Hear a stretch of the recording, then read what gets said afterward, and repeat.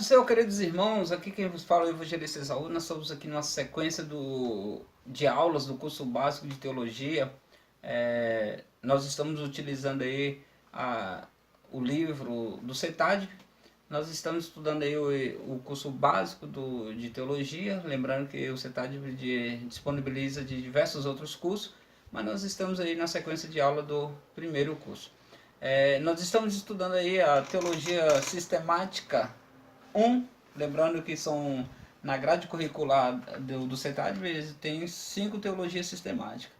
E nessa teologia sistemática 1 nós estamos estudando bibliologia, que está inclusa aí, tem diversas outras coisas inclusas aí na teologia sistemática, como escatologia, pneumatologia, cristologia, né? Então diversos assuntos, heresiologia, religiões comparadas, muitos assuntos. E nós estamos apenas no início aí, nós estamos agora aqui na nossa quarta aula.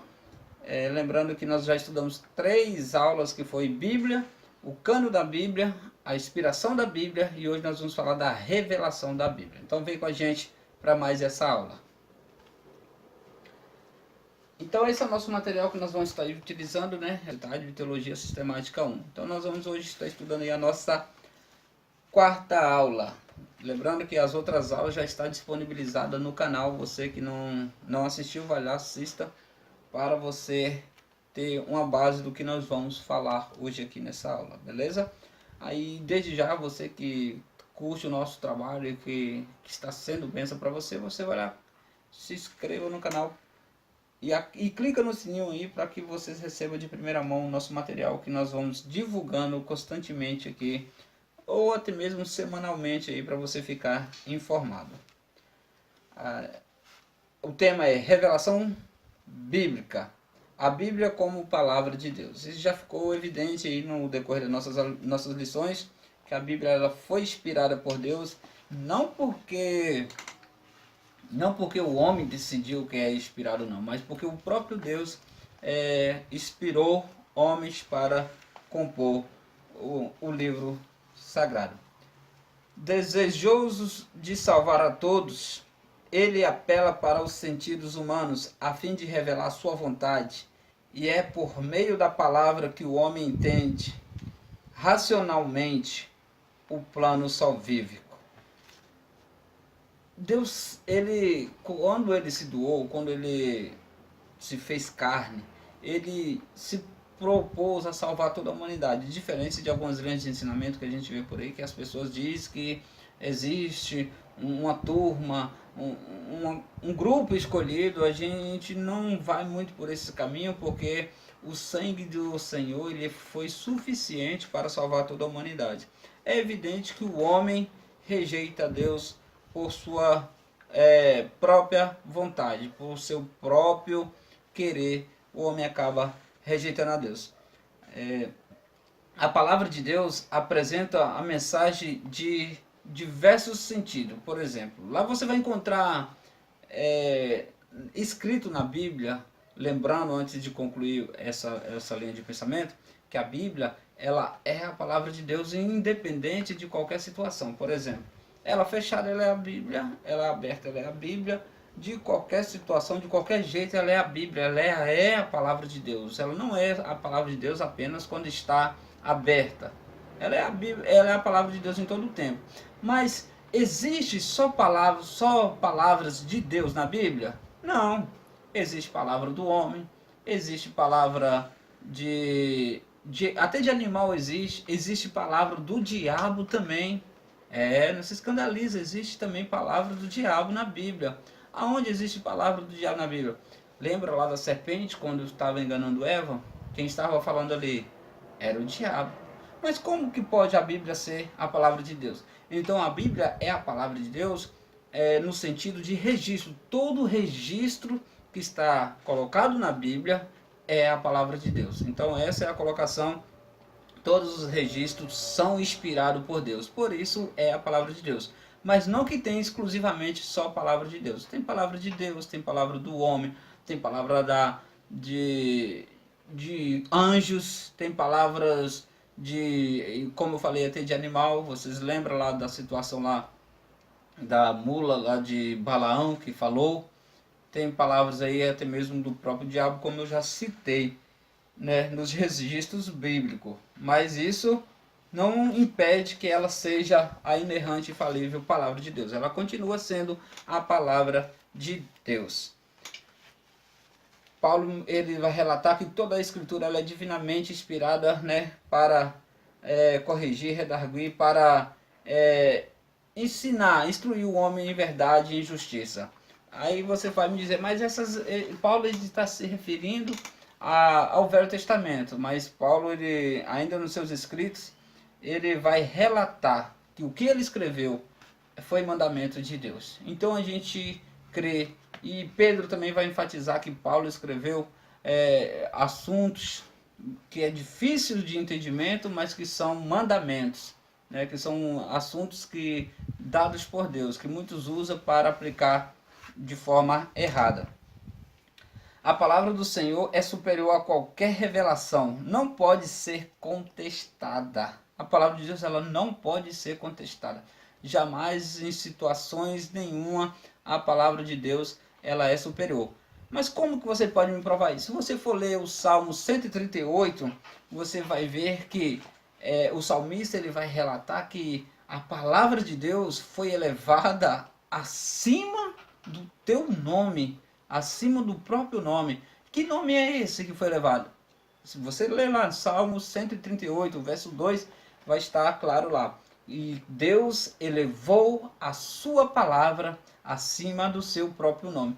Então vem cá, se Deus elevou a palavra dele acima do seu próprio nome, existe alguma coisa superior à palavra? Não existe.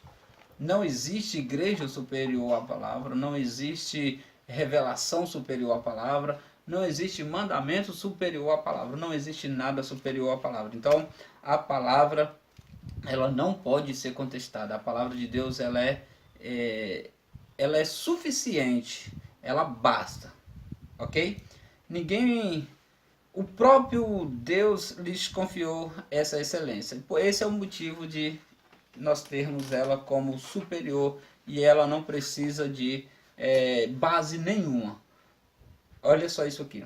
Toda revelação que é feita no dia a dia, que as pessoas se levantam para profetizar, se essa revelação não conferir com a Bíblia, é heresia. Se essa revelação não tiver coerente com a Bíblia, ela tem que ser rejeitada, porque a revelação maior é a palavra de Deus. Não há contradições nas páginas da Bíblia, isso é evidente, nós já estudamos isso nas lições passadas. Apesar de autores terem vivido em épocas e lugares diferentes, além de possuírem costumes próprios, não existe contradições. A Bíblia ela é suficiente, como eu já falei, ela explica a si mesma. A Bíblia explica a própria Bíblia. Deus aí utilizou aí de pessoas nobres, de pessoas simples. A gente pode citar exemplos aí como Isaías, né, que era uma pessoa nobre, um sobrinho de Uzias. Vai ter também Amós, que era vaqueiro, um camarada do campo, um homem do campo, homem simples, independente das condições, das pessoas que era utilizada, a inspiração era a mesma. Não importa se quem estava ali profetizando, quem estava ali exercendo como oráculo de Deus, a revelação, a inspiração era única, era suficiente, era divina. Então, não se acha contradições, embora que tem pessoas que lutam para encontrar contradições na Bíblia, então essa pessoa você já entende que ela não crê que a Bíblia ela é inspirada por completo. Porque é assim que funciona. Se eu crer que há alguma anomalia na Bíblia, se eu crer que há alguma coisa errada na Bíblia, então eu creio que toda a Bíblia ela é errada. Então, se eu crer que existe um erro, existem milhares de erros. Então, se eu crer que ela completamente é a palavra de Deus, então realmente eu creio ela no completo.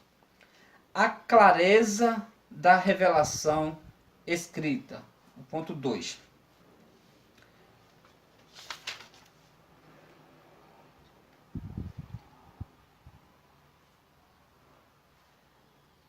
Olha só, a Bíblia ela é muito simples de se compreender. A Bíblia ela é capaz de ser entendida por uma criança. Até uma criança ela tem a capacidade de entender. E o Evangelho ele é simples por si só. Ele não precisa de complicação. O que a gente vê nos dias de hoje é pessoas aí tentando fazer o Evangelho uma coisa que não é o que a palavra diz, não é o que a palavra nos orienta. Por exemplo, tem pessoas que tentam enlarguecer a porta além do que ela já está aberta, e a gente vê também pessoas que tentam estreitar além do que ela já está estreita. As medidas da porta, que é Cristo Jesus, são a mesma, ela não muda, ela é imutável, não tem como mudar. Ela nem vai mais abrir e nem mais fechar além do limite que ela já está posta para nós. Então nós temos que se enquadrar a Bíblia e não tentar aumentar nem tirar o que já está na Bíblia. Ela é muito simples. Tem uma ordenança de Deus para Moisés que deveria ensinar as crianças desde cedo a estimar a palavra de Deus, a guardar no coração, assentado, levantando, caminhando. Deuteronômio capítulo 6 vai nos relatar isso aí, que em todo tempo deve ensinar. Por que Deus vai usar Moisés para utilizar esse meio de usar as crianças? Dois fatos existem aí. Um é que no passado os rolos, a Bíblia não tinha essa facilidade que nós temos hoje, os exemplares que a gente carrega na mão para onde quer, onde vai, a gente tem até mesmo nos aplicativos, nos smartphones. Então não existia essa facilidade, as pessoas tinham que decorar para entender, para guardar a palavra. Então por isso Moisés exigia. E outro sentido é que as crianças são puras, as crianças têm um coração puro. Então é disso que Deus quer de nós, que nós apresentamos, exercemos um evangelho como uma criança. Aquele que quer ser o primeiro no reino do céu tem que se tornar como uma criança. É na infantilidade? Não, é na pureza de coração, né? É ser rápido em perdoar, é não guardar mágoa. Se uma criança é capaz de entender a palavra de Deus, né, um adulto ilustrado não entenderá? Então a palavra de Deus ela é muito simples, ela é capaz de entrar aonde nenhum outro estudo, nenhuma tecnologia consegue entrar. A palavra de Deus ela tem essa capacidade. A gente tem que ser como uma criança de coração puro. Ouçamos a voz do Senhor nessa questão. Quando nós estamos de coração puro, nós ouvimos a voz do Senhor. A supremacia da Bíblia em matéria de fé e prática. No Brasil, onde a fé evangélica ainda é pura e conserva a simplicidade dos que nos trouxeram a fé, questionar a supremacia da Bíblia Sagrada é algo inimaginável. Então nós que cremos que a Bíblia é inerrante, infalível, é imutável, é a palavra de Deus, então nós cremos que na supremacia da Bíblia como um ser superior. Quando a Bíblia fala, já não precisa mais de voz alguma. Então é o que eu acabei de explicar para os irmãos. Quando a Bíblia ela nos é trazida, quando ela está sendo pregada, não precisa de profecia nenhuma mais.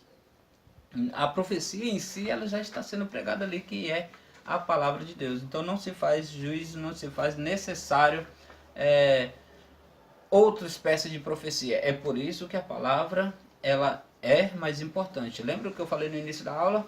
Que ela foi elevada além do próprio nome de Deus. Beleza? O que é autoridade? Vejamos em primeiro lugar que a autoridade da Bíblia e em que consiste. O direito absoluto e inquestionável da ordem estabelece decretos, toma decisões, age a fim de que cada decreto seja rigorosamente observado. A autoridade advém de fato, inspirada, inerrante, infalível palavra de Deus. Então, a autoridade da Bíblia ela é inquestionável. O testemunho da Bíblia a respeito de sua autoridade. Este é o caminho, andai nele, sem vos desviar, nem para a direita e nem para a esquerda. Um escrito de Isaías que vai alertar sobre a lei do Senhor, sobre a palavra do Senhor. Se alguém é profeta, Paulo vai escrever, se alguém quer ser profeta, se alguém quer ser espiritual, reconheça que as coisas que vos escrevo são mandamentos do Senhor. 1 Coríntios capítulo 14, versículo 37. Olha só o que Paulo escreve. Isso aqui é Novo Testamento, como você já sabe. Ele vai dizer quem quer ser profeta e quem quer ser espiritual, que tem que guardar as palavras, que reconheça que as coisas que eu vos escrevo é mandamento. O que é mandamento? Mandamento não é uma obrigação. Mandamento é para ser seguido. Então fica claro aqui que os escritos de Paulo, os escritos do Novo Testamento é mandamento. Não é assim, ó, se der você faz, não. Você quer ter uma vida perfeita com Deus, você quer ter acesso com Deus, segue esta palavra, segue os mandamentos. Então mandamentos nós entendemos que é ordem do Senhor para conosco no nosso dia a dia. No passado a gente entende, nós conhecemos aí que as pessoas privavam as demais pessoas da Bíblia, de ler a Bíblia, e nisso eles cometiam diversos absurdos, né? Maiores absurdos aconteciam por causa da ignorância do povo, ou que as pessoas usavam a Bíblia de forma errada. Uma das maiores virtudes da Reforma Protestante foi resgatar o real sentido da Bíblia, porque o pessoal vinha aplicando ela de forma contraditória. No seio da cristandade e a supremacia da Bíblia Sagrada em matéria de fé e prática. Até então se renegava a doutrina dos apóstolos e dos profetas, colocando as tradições como superiores, né? A Igreja Católica Romana ela se colocava acima das Escrituras. Então você para entender. Se a palavra ela foi elevada, o próprio Deus inspirou o salmista para dizer que ela, no princípio era o verbo, lá você vai ver em João, que João vai escrever, no princípio era o verbo era Deus, o verbo estava com Deus, e depois vai usar o salmista para dizer que a palavra ela foi elevada além do seu próprio nome. Alguma coisa na terra vai ser superior que a palavra? Jamais, nunca que vai ser superior. Igreja nenhuma é superior do que a palavra. Igual você vê por aí pessoas dizendo que a igreja é mais importante que a palavra. Não é, nunca foi, nunca será. Nada é mais importante do que a palavra. E por causa disso, no passado, as igrejas, a igreja romana, a igreja católica romana, ela cometia diversas atrocidades, maiores absurdos em nome de Cristo, né? Eles usavam o nome de Cristo para cometer vários absurdos, né? Por exemplo, as cruzadas, o tribunal da Inquisição e as perseguições contra os que ousavam pensar diferente da hierarquia romana. Era terrivelmente usado de forma contraditória, o que realmente a Bíblia, né, nos orienta a caminhar. Aí, mas graças a Deus, Deus levantou aí pessoas para lutar, para discutir esses assuntos, como Lutero, como Calvino até mesmo, como diversos outros que se opuseram a essas questões, e para a honra e glória do Senhor, hoje nós podemos estar aí com o exemplar da Bíblia ao nosso dispor. A completude da Bíblia. Autoridade e completude é impossível desassociar. Então, a autoridade e a completude, ou seja, o seu completo, ela está conclusa, isso tem que andar lado a lado. A primeira é a palavra final em matéria de fé e prática. A segunda não admite quaisquer autoridade que contrarie a Bíblia. Então, ou seja, a completude é aquilo que, pela excelência de suas qualidades, satisfaz plenamente, sem necessariamente outro assunto. Não admite acréscimos nem diminuições, é aquilo que é suficiente por si mesmo. Essa é a completude da palavra de Deus, a completude da Bíblia. O Arne Grud, ele vai escrever, ele vai definir as escrituras sagradas dessa forma. A Bíblia contém todas as palavras divinas que Deus quis dar ao seu povo. Em cada estágio da história e da redenção, e que hoje contém todas as palavras de Deus, de que precisamos para a salvação, para que de maneira perfeita nele possamos confiar e a ele obedecer. Então, tudo que o homem precisa para se salvar está na palavra de Deus. Tudo que o homem precisa para alcançar a estatura de homem perfeito, de varão perfeito, está na palavra de Deus. Como Paulo mesmo escreveu, toda a escritura é divinamente inspirada e proveitosa para ensinar, para redarguir, para corrigir, para instruir em justiça. 2 Timóteo capítulo 3, versículo 16.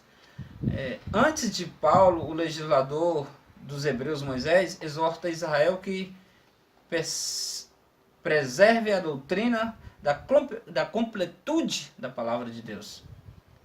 E nada acrescentais. Moisés, lá no Pentateuco, ele já vai orientar o povo a não acrescentar nada e nem diminuir. Isso desde o início já estava lá a ordem para não ser acrescentada em nada, em Deuteronômio capítulo 4. E depois João, Deus vai usar João no fechamento de Apocalipse, Deus já vai utilizar João no encerramento, ele vai usar João para falar: se alguém lhes acrescentar alguma coisa, Deus fará vir sobre ele as pragas que estão escritas nesse livro. Se alguém tirar quaisquer palavras do livro desta profecia, Deus tirará a sua parte da árvore da vida e da cidade santa. Certamente cedo venho. Ora vem, Senhor Jesus. Graça ao nosso Senhor Jesus Cristo seja com todos vós. Amém. Isso foi o fechamento. Então ali foi o encerramento do cano sagrado, foi o encerramento das escrituras sagradas. Então, não se aumenta, não se... Então, como que é que aumenta? Me explica isso aí, o que é aumentar as escrituras sagradas? Por exemplo, nós vivemos no tempo da graça e as pessoas querem voltar a culturas, a práticas que foram lá para Israel no início, lá no Pentateuco, as pessoas querem colocar essas práticas nos dias de hoje.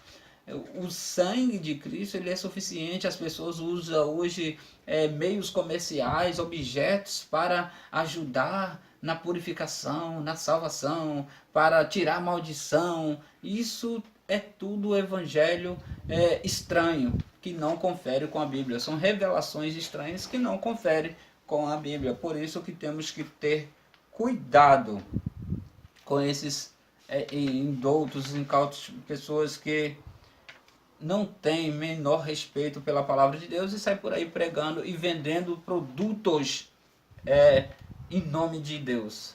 Assim como acontecia no passado, as igrejas, a Igreja Católica Romana, ela perseguia, ela maltratava as pessoas que pensavam diferente delas. Hoje existe aí um grupo que está violando, está degrinindo o evangelho com falsas expectativas, com falsos ensinamentos, revelações diferentes, fora de contexto, que não tem nada a ver. Então nós temos que tomar muito cuidado com essas práticas que vêm acontecendo no dia a dia. Se estudarmos atentamente as heresias, constataremos a maioria delas surgiu porque os seus autores desconheciam esta verdade elementar. A Bíblia é completa em si mesma. O seu cânone foi encerrado quando João recebeu do Senhor a visão das coisas que brevemente devem acontecer. Eu costumo dizer que a Bíblia é o livro mais atual do planeta. Como assim que é o livro mais atual? E olha que ele vem sendo escrito há muito mais do que 2000 anos atrás, né? então ele já nos traz revelações. Ele é mais atual do que os próximos jornais que vai surgir, do que o jornal de amanhã, ele é mais atual. A Bíblia, pois, não necessita de quaisquer acréscimos, ela é completa em si mesma. Nós, os pentecostais, devemos, presta atenção, estar atentos a esse artigo de fé e jamais permitir que o dom de profecia, por exemplo, seja exercido de maneira abusiva por alguém que já não aceita ser usado pelo Espírito Santo e presume ser muito superior ao Consolador. O que é isso? É pessoas que eles fazem revelações que não condiz com a Bíblia, eles fazem revelações que Deus não mandou. Então são pessoas que se tornam, se fazem, se nominam de superiores, pessoas mais importantes até mesmo que o Espírito Santo. Então, cuidado, porque se você precisa de uma revelação, é a palavra de Deus. O que a gente vê muito por aí também é pessoas que fazem os movimentos e às vezes nem abre a Bíblia. Ou seja, abre a Bíblia, fala 5 minutos e agora vem trazer revelações. Lembrando que a maior revelação é a palavra de Deus. Como interpretar a revelação escrita de Deus? George Miller ele vai escrever, George Miller ele diz que leu as escrituras de capa a capa mais de 100 vezes e cada vez com mais prazer considerava perdido o dia quanto não gastava um tempo para se curvar diante das escrituras, diante da palavra de Deus. Nós temos que ler a Bíblia constantemente. Por que nós devemos ler a palavra de Deus constantemente? Porque a gente vê, nós estamos vivendo numa era que pessoas só se alimentam com a colher dos outros, as pessoas não se preocupam em estudar, as pessoas não se preocupam em buscar o verdadeiro evangelho do Senhor. Elas estão preocupadas com todos os afazeres, mas estão deixando de lado a coisa mais importante que é a vida espiritual. Eu quero que vocês entendam que a vida espiritual ela é muito mais importante do que a vida carnal. Moisés escreve que o máximo que a gente pode viver nessa vida aí, se a gente viver bem, é 100 anos. Ele escreve aí que passou dos 70 é fadiga e cansaço. Então, só que a vida espiritual ela é eterna. É isso que nós temos que tomar cuidado, que a vida espiritual ela é eterna. E nós não nos preocupamos. Tem pessoas que só leem a Bíblia quando vai na igreja e olhe lá. Então a leitura bíblica ela tem que ser constante, ela não pode cessar. Ler a palavra diariamente, acabei de dizer para vocês, o dever de ler diariamente. Isaías escreve, 34:16. Há cristãos que leem todo tipo de literatura, menos a palavra de Deus. Tem pessoas que param para ler tudo, li tal livro, lê vários livros e não lê a palavra de Deus. Existe cristão cujas Bíblias há muito tempo não são mais manuseadas. Isso é triste. Aí eu estou falando de cristão, de pessoas evangélicas, pessoas que é representante de Cristo na terra e não tem a prática de ler a Bíblia. Então temos que nos orientar sobre isso. Dar ouvido à exposição da palavra. Em que lugar que você vai dar ouvido à exposição da palavra? Em que local? Na igreja. Nos cultos de ensino. Então o lugar de se aprender a palavra é nos cultos de ensino, é no curso teológico, é na escola bíblica dominical. Então você pode ver que existe um grupo, e é um grupo muito grande de crentes, que eles só têm a prática de ir no culto domingo. Ah, mas é o trabalho. Não é o trabalho, é porque ele não. É porque não tem mais aquela prática, perdeu o amor de ir no culto de ensino, perdeu a prática de participar dos cultos de escola bíblica dominical, perdeu a prática, não faz questão de fazer um curso. É por isso que acaba levando, os pentecostais acabam levando a fama que não gosta de estudar. E isso não é verdade. Nós pentecostais, nós amamos a Bíblia, nós estudamos a Bíblia, mas existem muitos que têm que ainda aprender essa prática. Dar ouvidos à exposição, como eu falei, é na casa do Senhor, é nos cultos de ensino. E guardar, né? E não apenas aí ouvir, mas nós devemos também guardar. E o Espírito Santo nos lembra não apenas do que nós lemos e estudamos, mas também do que nós ouvido na casa do Senhor. Guardar a mensagem da palavra de Deus. Aonde que nós devemos guardar a palavra de Deus? É ler, ler, ler e decorar? Não. A palavra ela tem que ser guardada no coração, né? Nós devemos guardar a palavra de Deus no coração, foi o que o salmista escreveu no Salmo 119, que nós devemos guardar no coração, por quê? Para nós não pecar contra Deus. Por isso que nós devemos guardar, não é memorizar, não é decorar, é guardar no coração. Praticar o que está escrito na palavra. Além de ouvir, além de ler, né, a palavra de Deus, além de amar, além de ler diariamente, além de dar ouvido à exposição, além de guardar a palavra de Deus, nós devemos também praticar o que está escrito na palavra. Então eu posso guardar, mas eu tenho que praticar, né? Porque a palavra de Deus ela vai nos advertir quanto a isso, a dedicação e o compromisso de praticá-lo, como está escrito em Tiago. E sede cumpridores da palavra, e não somente ouvintes, enganando-vos com os falsos discursos. Porque se alguém é ouvinte da palavra e não cumpridor, é semelhante a uma pessoa que vai de frente ao espelho, olha a sua face, e alguns minutos depois ela não lembra mais como é a sua face. Então Tiago vai nos advertir no capítulo 1, versículo 22 ao 24, que nós devemos ser cumpridor da palavra do Senhor. Além de tudo isso que eu falei, que nós falamos aqui, amar, de ler, de dar ouvido, de guardar, de praticar, nós devemos manejar bem a palavra de Deus. Então nós devemos manejar bem a palavra de Deus. Onde que você vai aprender a manejar bem a palavra de Deus? Lembrando que a palavra de Deus, ela revela a si mesmo, mas nós precisamos de ajuda, nós precisamos de orientações de pessoas com mais conhecimento, as pessoas que têm mais entendimento para nos explicar a palavra. Em que lugar que nós vamos aprender isso? É no curso, é nos cultos de ensino, é na escola bíblica dominical. Então é nesse lugar que nós devemos aprender a como manusear, manejar bem a palavra. Lembra o que Paulo escreveu aos Timóteos? E isso significa saber expor os assuntos. Um exemplo claro disso aí foi Paulo, quando ele... Pedro, no dia de Pentecostes. Lembra do sermão que Pedro aplicou no dia de Pentecostes? Naquele dia ali, Pedro ganhou quase 3.000 almas, né? Se for contar e se for levar pela lógica aí que se contava só homens, então mais de 3.000 almas se converteu ali naquele dia. Por que não lembrar também do diácono Estevão?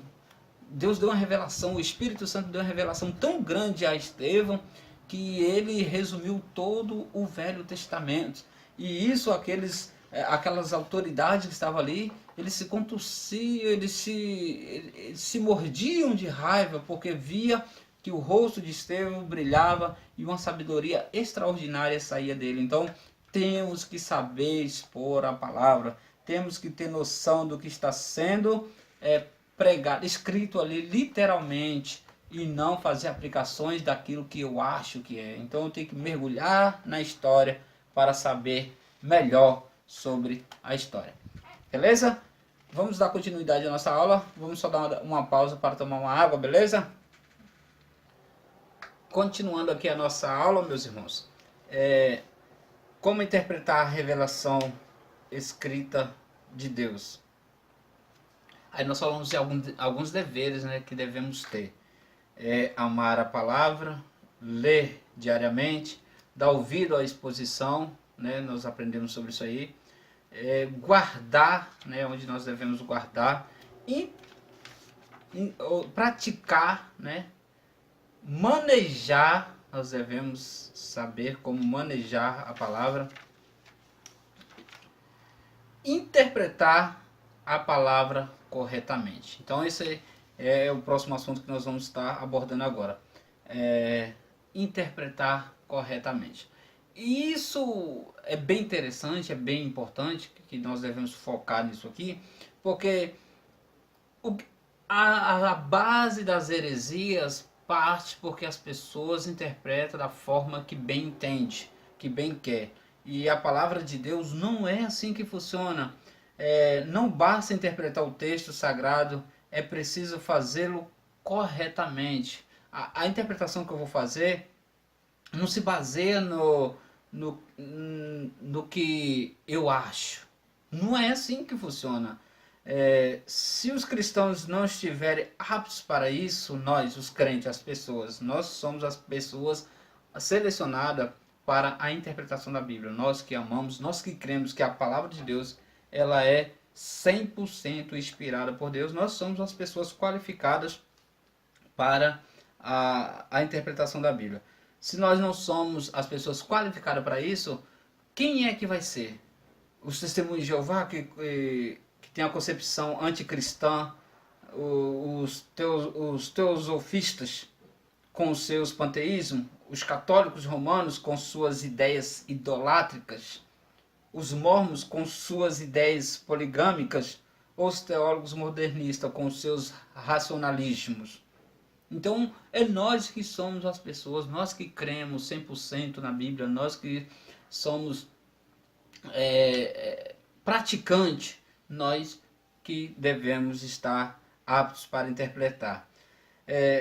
Jesus confiou a cada cristão, começando pelos seus 12 discípulos, e a responsabilidade de interpretar os seus mistérios. Então Deus, lá no passado, ele mandou os seus discípulos para sair e formarem discípulos. O nosso dever é esse. Mas como que eu vou fazer isso? Se qualquer pessoa que me abordar na rua, ela me convence da crença dela, uma crença anticristã, uma crença que vai contra todos os princípios bíblicos. Por quê? Porque eu não tenho conhecimento. Como que eu vou argumentar? Lembrando que a palavra de Deus não é para ser discutida, mas no sentido, quando eu falo que não é para ser discutida, não é para você causar confusão, mas você tem que saber aplicar a verdade. Quando a pessoa aplicar qualquer heresia para você, você tem um argumento verídico, verdadeiro, para aplicar para essas pessoas, para você não passar vergonha até, né? O que a gente vê é pessoas desqualificadas, às vezes se intitula pastores ou cristão e aparece até mesmo num canal de televisão e passam vergonhas porque não tem a prática de estudar, não tem a prática de se aprofundar nas escrituras. Então, esse trabalho, esse dever foi incumbido a mim e a você, cristão, amante da palavra de Deus. Com a ajuda do Espírito Santo, nós sabemos que se dedicarmos, pedimos orientação, ele vai nos revelar os segredos do oráculo santo. Além de salvo, deve ser espiritual, pois o homem natural não pode compreender, né, as coisas do Espírito de Deus. E o carnal, então, nem se fala, né? Nem o carnal jamais entenderá dos propósitos do Senhor. O carnal vai entender de coisas da carne, de si só. Como interpretar a Bíblia corretamente? Agora nós vamos focar um pouquinho nisso aqui, porque, como já falei para vocês, não basta interpretar. Tem que interpretar corretamente. No livro de O Cristianismo em Crise, do erudito apologeta Hank Hanegraaff, ele vai colocar aqui umas qualificações para a gente entender a palavra de Deus, interpretar as Sagradas Escrituras da forma correta, com muito equilíbrio e precisão. Hanegraaff fazendo tentando expor isso da melhor maneira aí para que nós compreendêssemos. Ele colocou alguns temas aí, que é a interpretação literal, né? Quando o momento é literal, você tem que interpretar literalmente. Por exemplo, quando Cristo diz, eu sou o Filho de Deus. Isso é óbvio que é literal, nós cremos que ele é o Filho de Deus. Quando ele fala, eu sou a porta, a gente entende que Cristo não é nenhuma madeira, nenhuma fechadura. A gente sabe que isso não é literal. Eu sou o pão. Quem não come da minha carne não tem vida em mim. A gente sabe que ele não é pão. Eu sou o cordeiro. A gente sabe que ele não é um cordeiro em si, né? Literalmente ele não é um cordeiro. Literalmente ele não é um leão. Mas a gente tem que aprender a entender essas práticas, essas interpretação literal. O que é literal, eu tenho que entender o que é e o que não é literal. Iluminação espiritual. Se eu não tiver uma iluminação de Cristo, jamais eu vou compreender. Se eu não pedir ajuda ao Espírito Santo, o Consolador, jamais eu vou compreender. Princípios gramaticais. É muito importante isso também. Nós temos que se aprofundar na gramática para entender o que realmente quer dizer o texto. Contexto histórico. Isso aqui salva muito, isso aqui vai ajudar muito, porque eu vou fazer uma aplicação que era lá no Pentateuco nos dias de hoje, não vai funcionar, não vai dar certo. Eu preciso ter o contexto histórico. Aí eu começo. Por que foi escrito isso aqui? Como que foi escrito aqui? Para que foi escrito isso aqui? Em que situações isso aqui foi escrito? Tudo isso eu tenho que avaliar. E a simetria bíblica. Mas na frente a gente vai falar um pouquinho sobre esse ponto deixado aqui por Hanegraaff. A interpretação literal, no momento importante, como eu já falei para vocês, eu tenho que saber o momento que realmente é literal. Se o Senhor Jesus, pois, afirma que ele é a porta, não devemos imaginar ele como um pedaço de madeira, né? Se ele diz que é ou com dobradiças e trancas. Mas quando ele declara aí que é o Filho de Deus, realmente ele é o Filho de Deus, né? Então tem que saber separar essas coisas. Iluminação espiritual. Se acreditarmos de fato ser o Espírito Santo a inspiração da palavra de Deus, é misto crer que a leitura e a interpretação da Bíblia podemos contar com sua iluminação. Se eu for ler a Bíblia duvidando da Bíblia, não vai resultar nada. Às vezes, assim, pode ser que eu consiga encontrar revelação, né? Sim, pode ser. Mas você que se já intitula cristão e vai ler com dúvida, não vai resultar, porque não tem lugar para o incrédulo na palavra de Deus. É necessário crer. Nós somos mais bem-aventurados do que o povo do passado, os patriarcas, os pais da igreja, os que viveram com Cristo, porque nós cremos sem ver, nós não acreditamos sem precisar ver, por isso nós somos felizes. Que nós não precisamos ver literalmente. Nós nunca vimos Cristo, nós nunca vimos Deus, mas nós cremos, nós sentimos. Essa é a diferença, isso que nos qualifica bem-aventurados. Mas como está escrito, as coisas que o olho não viu, e o ouvido não ouviu, e não subiram ao coração do homem, são as que Deus preparou para os que o amam. Mas Deus nos revelou pelo seu Espírito, porque o Espírito penetra todas as coisas, ainda as profundezas de Deus. Porque qual dos homens sabe as coisas dos homens, senão o Espírito do homem, que nele está? Assim também ninguém sabe as coisas de Deus, senão o Espírito de Deus. Ou seja, aqui, 1 Coríntios capítulo 2, versículo do 9 ao 11. Esse tema aqui ele é bem bacana, né, que está falando da ação do Espírito Santo. Mas por que ele é bacana? Ele é um tema bem bacana para você refutar uma doutrina maligna dos testemunhos de Jeová até mesmo, que eles falam que o Espírito Santo é uma força. Não é isso que eles falam? O Espírito Santo é uma força. Então calcula comigo, se o Espírito Santo ele é uma força, e ele, olha o que diz o versículo, o Espírito penetra todas as coisas, ainda as profundezas de Deus. Se o Espírito Santo ele tem essa capacidade de penetrar as profundezas de Deus, é óbvio que ele vai entender qual é os pensamentos de Deus, não é isso? Ele vai saber o que Deus pensa. Então, se ele é uma força, como diz aí um aceito aqui por aí que diz que ele é uma força, como que pode ser uma força? Ele é um ser criado. Então, como que pode uma criação, uma força que não é Deus, sondar os pensamentos de Deus? Obviamente, se alguma coisa lê meus pensamentos, isso faz daquela coisa superior a mim. Tá me entendendo? Então, eles dizem que o Espírito Santo é uma força ativa.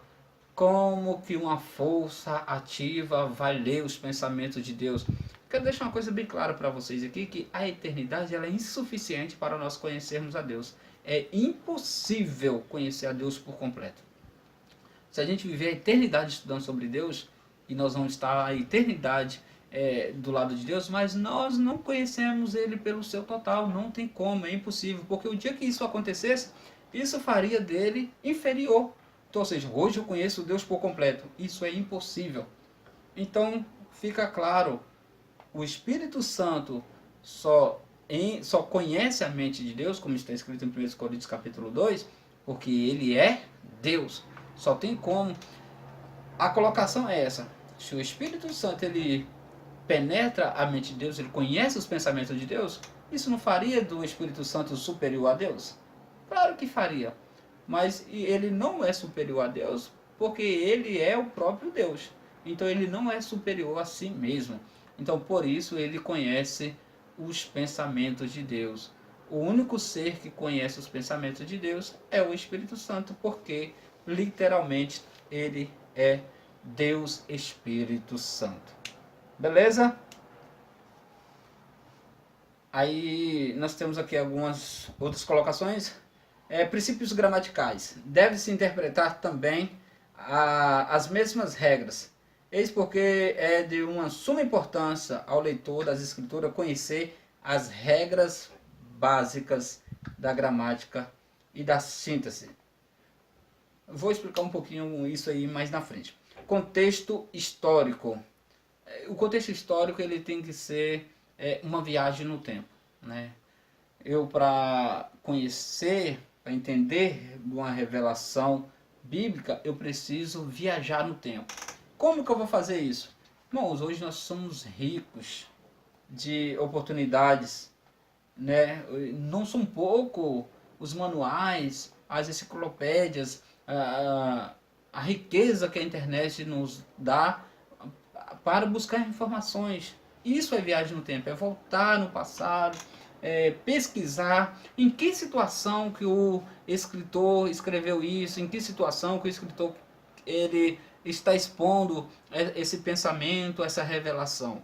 É isso que nós temos que fazer, voltar no tempo, viajar no tempo. Ensino teológico. É possível a pessoa ler a palavra e não entender, correto? Isso é possível. E como que você vai entender? Estudando. Então o ensino teológico ele é fundamental para você compreender nessas viagens no tempo. O ensino teológico ele vai te ajudar muito, vai somar muito aí na sua vida. É bacana você estudar, é agradável estudar, conhecer. Eu particularmente mesmo, eu gosto de viajar no tempo nessas questões históricas, de buscar o conteúdo, porque nos acrescenta muito no nosso conhecimento. Os mestres foram nos dados por Cristo, a fim de que nos aperfeiçoemos no conhecimento divino. Paulo vai escrever aos Efésios que nós devemos buscar o aperfeiçoamento dos santos. Isso nós devemos fazer constantemente, incessantemente, né? Tem uma situação na palavra de Deus em Atos capítulo 8, né, que vai contar a história do eunuco. Quem já ouviu essa história aí? Né, o eunuco etíope, que estava lendo a passagem bíblica, né, ele lia regularmente, lia constantemente, só que ele não entendia o que ele lia. E o que o Espírito Santo fez? Olha a importância de ler. Ele estava lendo e não estava entendendo. Então, às vezes você não está compreendendo a palavra de Deus, mas não deixa de ler, não para de ler. Ele estava lendo e não estava compreendendo. Quem foi que se compadeceu? Quem quis revelar para ele? O Espírito Santo. Não foi isso que aconteceu? Quando Deus falou para Felipe, vai ao encontro daquele moço, aproxima daquela carroça e pergunta se ele entende. Então o Espírito Santo quis revelar para aquele moço, para aquele eunuco, o que estava escrito ali. Mas por que quis revelar? Porque ele era um praticante, ele era um leitor. Olha que bacana isso. Olha que revelação forte isso. Ele era um leitor. E por se a falar de Jesus ali do lado dele, Filipe começou a pregoar. E Filipe sabia do que estava falando. Então o Espírito Santo se compadeceu do eunuco que lia. Então o segredo é ler, constantemente ler, buscar, que a revelação vai chegar para você. Isso é interessante. Aquele eunuco ouviu a palavra de Deus e o Felipe pergunta: você entende o que você lê? Ele fala: como que eu vou entender se ninguém me explica? Aí Felipe vai dizer: então seus problemas acabam agora porque eu estou aqui para te explicar, para te revelar o que está escrito aí. O ensino teológico é imprescindível na interpretação das Sagradas Escrituras. Então estudar a teologia é muito importante, vai somar muito, vai ajudar muito a você entender. Tem até uma frase bacana, eu até deixo aqui para os irmãos, que diz que a teologia ela esfria o crente, não é? Tem um ditado por aí, mas o ditado e eu achei bacana e eu vou dizer para vocês: a teologia ela não esfria crente, ela apaga o falso fogo que existe nos crentes. Então não é porque a pessoa era do movimento, era isso, era aquilo, agora não é mais. Não, a teologia, pelo contrário, ela aviva, ela traz conhecimento. Então apaga aquele falso fogo que existia nas pessoas. A simetria bíblica. Vamos falar um pouco agora da simetria, né? A hermenêutica bíblica, interpretar a si mesmo. A Bíblia interpreta a si mesmo. Por isso, não podemos, sob hipótese alguma, fazer doutrinas a partir de passagens isoladas. A gente vê muito isso, não é verdade? Pessoas que pegam, lê um texto lá e isola aquele texto, não procura a resposta, às vezes está ali no contexto mesmo, a resposta está ali um pouquinho mais acima ou um pouquinho mais abaixo do que ele leu, mas ele não faz questão e tenta manter a sua heresia, o seu entendimento errado. Pois devem estar harmonizar, né? Esse lido ele deve harmonizar com o todo. Aí está a simetria, justamente a harmonia resultante entre as partes e o todo. A simetria nada mais é do que eu ler e aplicar tudo que está ali e não partes isoladas. A Bíblia foi escrita em um período de 1600 anos por 40 autores das mais viradas ocupações. A simetria da Bíblia é absoluta, independente das condições financeiras desses autores, do tempo que eles viveram, foi 1600 anos, o tempo que decorreu aí, mas a completude da Bíblia, o contexto ali da Bíblia, ele era o suficiente, ele bastava, ele se completava, uma coisa era coerente com a outra.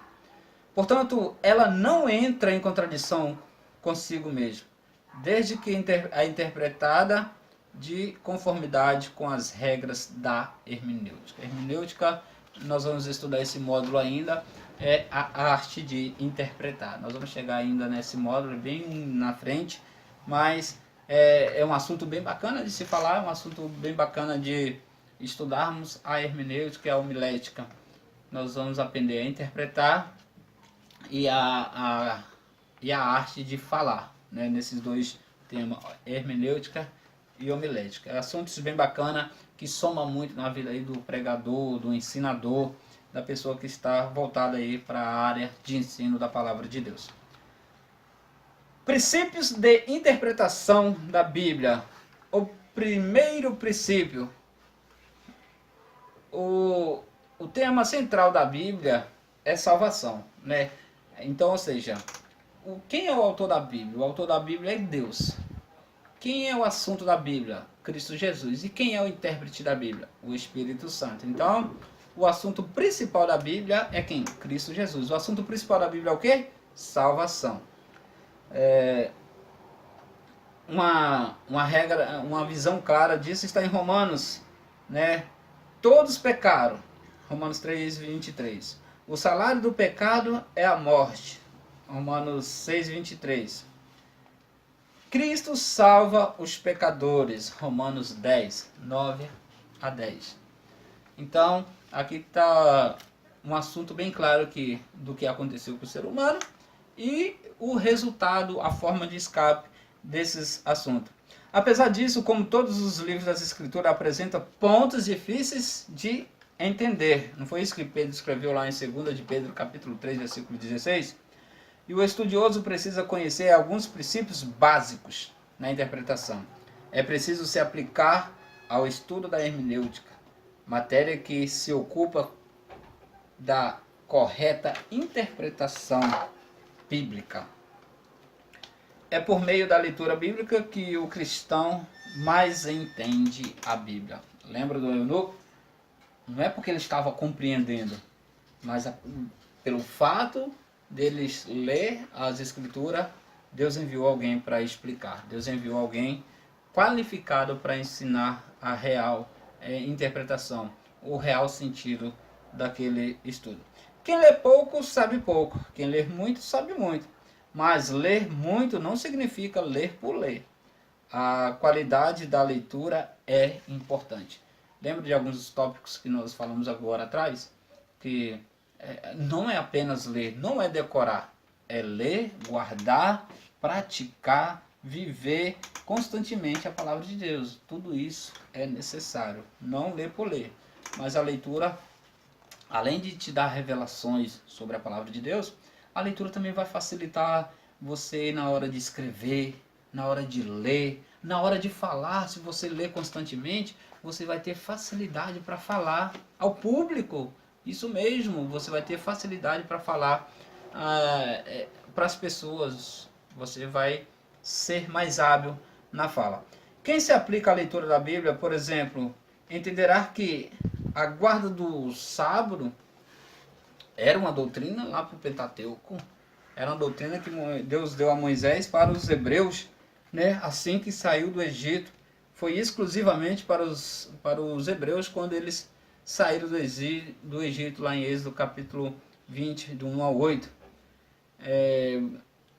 Lendo constantemente, você vai ver diversas passagens na Bíblia. Por exemplo, Provérbios 22, e o versículo 28 vai falar de alguns piquetes que separava a terra ali. Então, ou seja, eu não preciso me aprofundar para saber que isso fala de separação de terrenos, para não invadir, não tirar a demarca. Se tem um piquete ali que marca o espaço do meu terreno, eu não devo tirar ele do lugar e jogar um pouquinho mais para frente para pegar parte do terreno do vizinho. Então, tem coisas que não precisa de explicação. Lá em Números capítulo 14 vai falar do apartamento de Deus. Eu não preciso me aprofundar para saber que esse apartamento de Deus fala afastamento. E tem pessoas aí que desavisados que pensam que Deus tinha um apartamento, né? Mas Deus estava tratando do afastamento que teria o povo se o povo não obedecesse, né? Olha só, apartamento de Deus, para você ver. A questão de lançar o pão sobre as águas, que está lá em Eclesiastes 11. Aí tem gente que acha assim que serviu a ceia, aí tem que pegar aquele pão e jogar em águas correntes. Gente, isso aqui quando o sábio escreveu o Eclesiastes, nem a prática da ceia ela não existia ainda, a liturgia da ceia. Isso veio acontecer bem depois, tempos depois. Outras práticas aqui que pessoas cometem aqui sem ter conhecimento, sem saber. Igual os seguidores de Charles Russell, os Testemunhos de Jeová. Ele se intitula aí por Testemunho de Jeová, baseado no que se vale em Isaías 43 e 44:8, que diz que são os Testemunhos de Jeová. Lembrando que esse título em apreço se refere a israelitas, né? O que mais? O Leviatã, a questão do Leviatã, lembra que tem um vídeo aí no nosso canal, você pode estar conferindo lá sobre a questão do Leviatã. As pessoas falam que diante de Deus até a tristeza salta de alegria, mas o texto em si não se refere a Deus, mas sim o monstro das águas lá, o Leviatã. O que mais? a questão da reencarnação, o novo nascimento, né? Lembra lá quando Jesus está pregando para Nicodemos e fala que o homem é preciso nascer de novo. E está claro no texto que está falando ali sobre o batismo nas águas, a pessoa renunciar às coisas do mundo, porque Nicodemos vai ter que falar assim, poderia eu, um homem velho, voltar ao ventre da minha mãe? E Cristo vai explicar para ali. Aí as pessoas pegam isso aí, João 3,3, para se basear a reencarnação, que falta aí entendimento, porque a explicação já está no próprio texto. A doutrina do purgatório, quem não já ouviu falar aí da doutrina do purgatório? A doutrina do purgatório, os católicos se baseiam lá em 1 Coríntios capítulo 3, 15, e se refere ao purgatório quando as escrituras deixam claro que se trata do julgamento dos cristãos mediante as suas obras na terra. Lembrando que a questão da doutrina do purgatório, que eles pregam, que eles se baseiam aí, não tem nada a ver uma coisa com outra, porque o sentido do purgatório é você pagar indulgências, é você contribuir, pagar penitências para tirar aquela pessoa do purgatório, para que ela consiga ser salva. Gente, isso é um absurdo. A palavra de Deus deixa bem claro em Hebreus capítulo 9, versículo 27, que o homem está ordenado a morrer uma vez, passou disso, vem o juízo. Então não tem conversa, morreu, literalmente acabou na questão de não tem mais jeito, não tem mais salvação. Se morreu sem Cristo já era. Então não tem purgatório que vai salvar. A questão que está em apreço aqui, que é 1 Coríntios 3 e 15, ela quer dizer que esse é o tribunal de Cristo, está se tratando dos galardão. Ali não tem nenhum condenado, não tem nenhuma pessoa que vai se perder no tribunal de Cristo, só vai participar do tribunal de Cristo os salvos. As pessoas salvas na pessoa bendita de Jesus são as que vão participar do tribunal de Cristo. Então não tem essa conversa que a pessoa vai ser salva porque tem alguém aqui na terra pagando indulgência. Então isso é conversa fiada. Segundo princípio que temos que ter, né? Nós estamos falando de princípios da interpretação da Bíblia. O primeiro princípio nós acabamos de falar aí. Agora eu vou falar aqui o segundo. O primeiro princípio a centralidade da Bíblia, o tema central que é salvação, que é Cristo Jesus. Agora nós vamos falar aí do segundo princípio. O texto sagrado apresenta verdades por meio de metáforas, termos que se associam a outros, a fim de mostrar a característica de uma pessoa ou coisa. A gente vê muito isso na Bíblia, né? Comparação. Na Bíblia tem muitas parábolas, né? Que Cristo usa, na verdade, usando de metáforas. Jesus mesmo se apresentou metaforicamente como pão, porta, caminho, e como alguns animais também que nós já falamos, como o Cordeiro de Deus que tira o pecado do mundo, como o leão da tribo de Judá e diversos outros assuntos. Então a gente vai trabalhar aqui um pouco agora de figuras de linguagem, que é muito interessante, é muito importante, ajuda muito, né, na questão, na hora de expor o sermão, na hora de expor o ensinamento, a gente tem um conhecimento básico aí sobre figuras de linguagem. Eu vou estar falando de algumas aqui para vocês e dando alguns exemplos para nossa aplicação do dia a dia.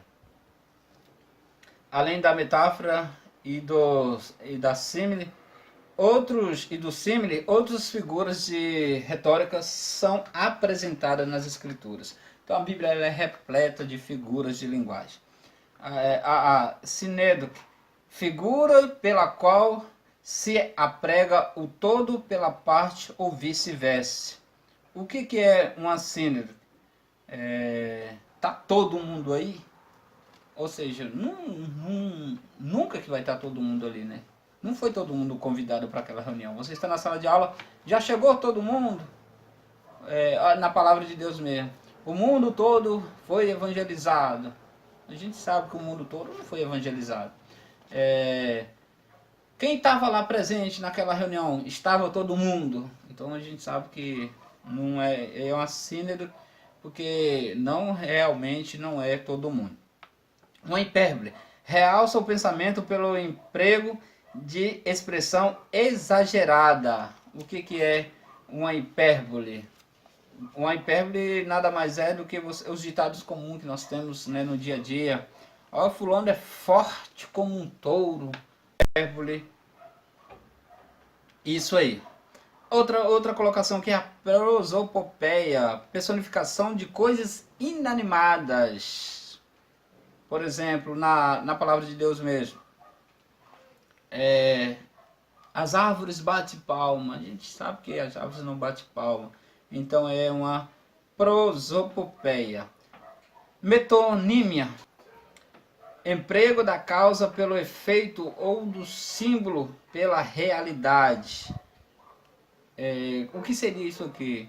Um exemplo comum é: eu bebi 2 copos de água, eu bebi 2 copos de refrigerante, eu comi 2 pratos de comida. Então na realidade você não comeu o prato, né?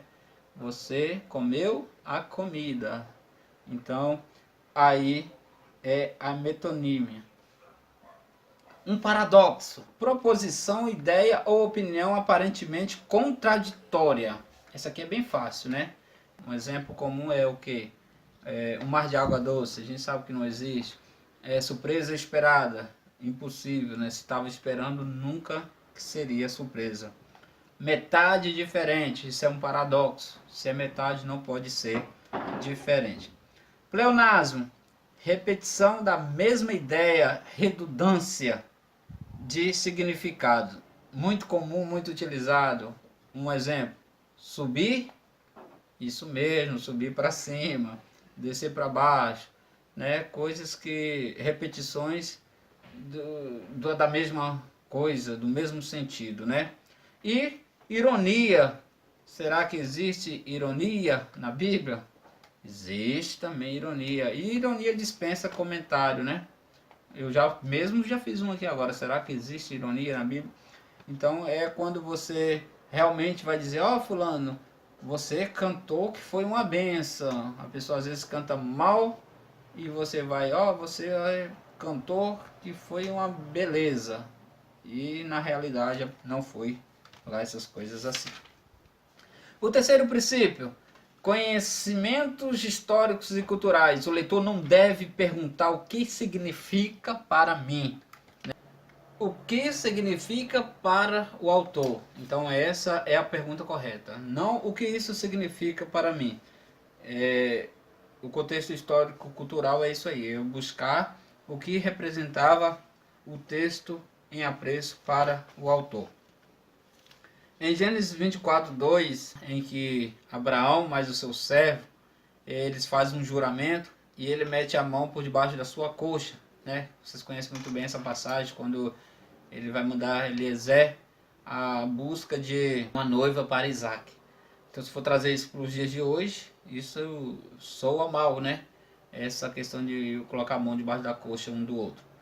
Então, eu tenho que voltar, tenho que analisar o texto histórico-cultural para mim saber do que se fala, né? Ou seja, né, lembrando que isso se tratava de um pacto, de um juramento naqueles dias. Beleza? Dificuldades bíblicas. Como disse Pedro, há pontos difíceis de entender que indoutos, inconstantes, torcem e igualmente as outras escrituras para a sua própria perdição. Ele estava falando que dos escritos de Paulo, que Paulo, por ser um homem culto, um homem estudioso, um homem bem evoluído, e ele escrevia para todo mundo. E tinha pontos, e realmente tem pontos de Paulo que é difícil de entender, mas pessoas pegam e faz aplicações erradas também, né? Então por isso que nós temos que, nós vemos algumas dificuldades, como nós já aprendemos no decorrer dessa aula, que é necessário o curso teológico, é necessário você participar dos cultos bíblicos, porque o maior curso teológico que você tem na sua igreja é a escola bíblica dominical em si, né? Porque existe tantas interpretações diferentes. Então a gente sabe que existe várias interpretações, mas nós temos que tomar cuidado, porque nessa questão de interpretação, onde estão as escrituras originais? Existe em algum lugar os escritos originais? Esses escritos eles foram conservados? Os manuscritos originais saíram das mãos dos escritores, né? Lá quando, vamos dizer lá, quando Moisés estava compilando, Deus estava falando para Moisés, ele escrevendo. Existem esses originais? Não existe. Não tem como. Olha o tempo que passou até o nosso presente século.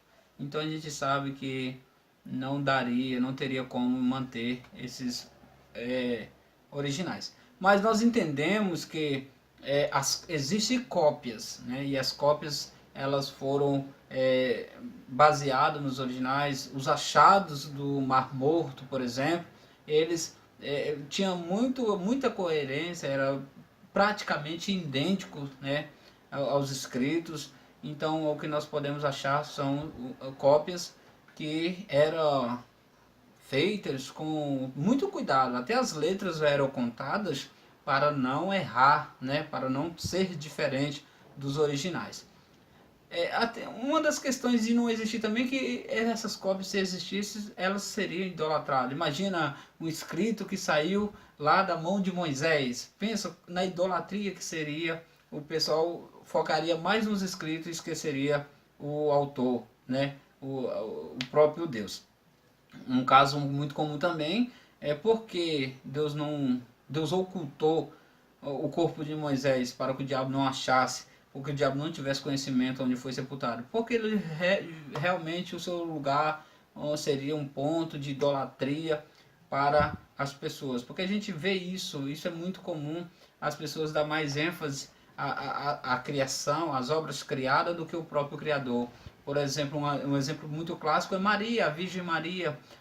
Ela é muito mais buscada e idolatrada até, né? E enquanto o Criador, o próprio Cristo Jesus, que se entregou na cruz, ele esquecido.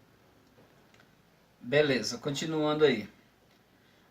Outro detalhe também nessa questão dos escritos, teve muitos reis, né, no passado que eles fizeram de tudo para acabar com os escritos originais.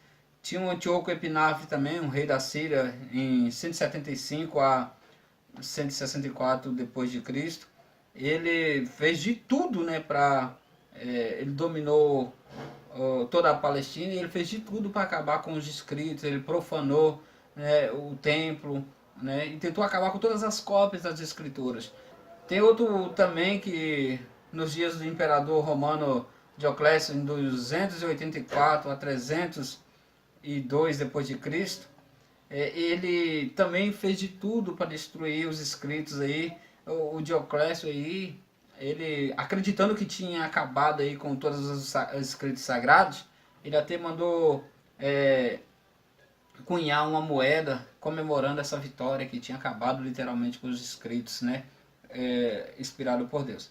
Mas a gente sabe que isso seria impossível, porque se é inspirado por Deus, não teria de alguma forma. E Deus levantou Esdra, um homem qualificado, um escriba, que manteve as escrituras, que se reagrupou e foram levantados para preservar, né, os escritos sagrados, né, os manuscritos do Antigo Testamento, que serviram para o preparo da Septuaginta. Louvado seja Deus por essas coisas, que a primeira tradução aí das Escrituras, que Deus sempre teve questão de manter os escritos sagrados, né?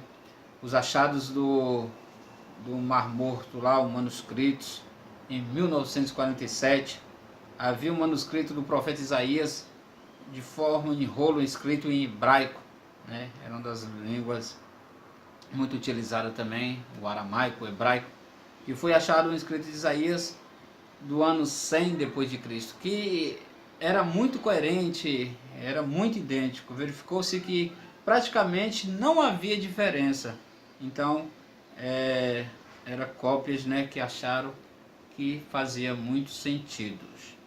Qual a utilidade do Antigo Testamento hoje?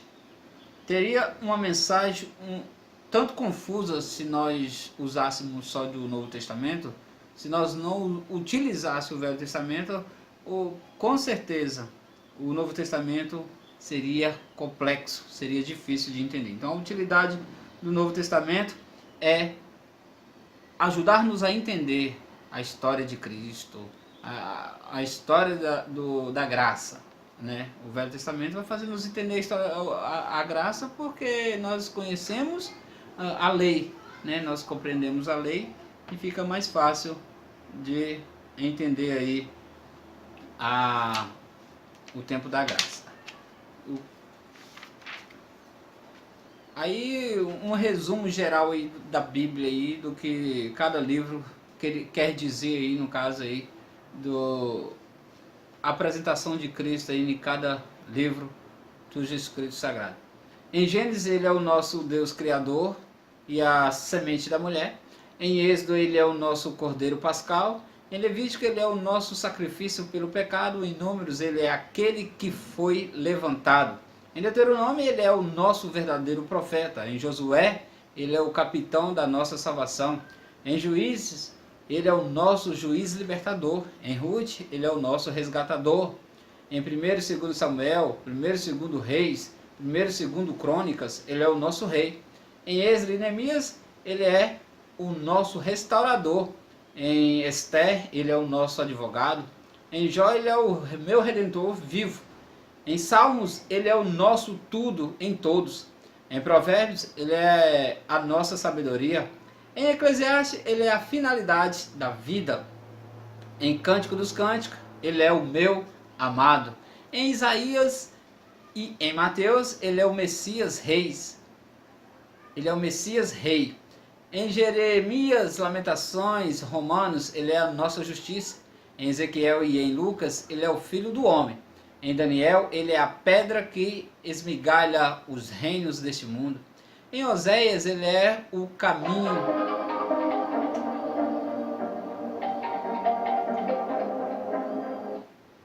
Em Oséias, ele é o caminho do desavisado. Em Abacuque, ele é o Deus da minha salvação.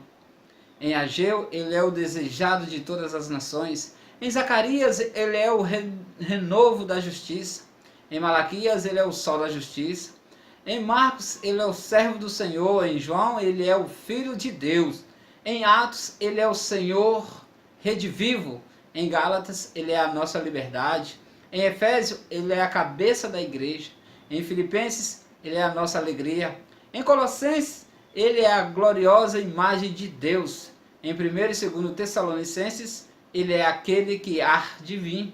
Em Hebreus, ele é o nosso eterno sumo sacerdote. Em Tiago, ele é o nosso modelo. Em Apocalipse, ele é o nosso rei triunfante. Amém, meus irmãos? Então, em cada texto bíblico, em cada livro bíblico, embora tem livros que não tem o nome de Deus, que até ficou em dúvida se entrava no cano sagrado, como Esther, né? Não tem o nome de Deus literalmente, mas são todos livros inspirados, né? Aí o Charles Spurgeon, ele vai dizer que em 40 anos de ministério que ele tinha, ele pregando aí quase todos os dias e expondo aí seus sermões, aí ele vai estar imprimindo seus sermões. Nesse tempo todo dele de ministério, ele vai dizer que o máximo que ele conseguiu chegar foi na orla, né, do conhecimento, na orla do vestido de Cristo. 40 anos de ministério, pregando quase todos os dias, mais de 22 mil sermões impressos. Ele vai dizer que no máximo que ele conseguiu chegar aí foi na orla do conhecimento de Deus aí. Então, nós entendemos, nós conhecemos que a eternidade ela é insuficiente para conhecer o nosso amado e eterno Deus. Amém, meus irmãos? Essa foi a nossa aula. Se você gostou do nosso conteúdo, se inscreva, compartilhe, dá um joinha aí para que o nosso trabalho tenha relevância. Fica com Deus, um abraço e na próxima semana nós estamos aí novamente com mais uma aula. Amém?